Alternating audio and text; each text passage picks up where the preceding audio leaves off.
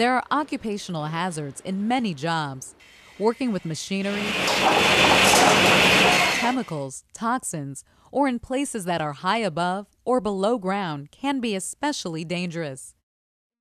Employers are required by law to not only provide the safest workplace possible, but to properly train employees to handle on-the-job hazards responsibly. Health and safety engineers help companies understand and comply with safety laws, including fire safety and prevention. Some engineers deal with product safety. They work in manufacturing to ensure that designs of new products do not create unnecessary hazards. Engineers use a wide knowledge of mechanical, chemical, and human performance to analyze problems and create solutions. These are skills honed in college engineering courses and proved on licensing exams. Often travel is involved, and there is a risk of exposure to unsafe conditions. Engineers might work for state or local governments, or an individual company.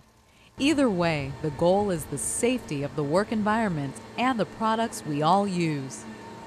The need for health and safety engineers is ongoing, so it's safe to say this is a career with a bright future.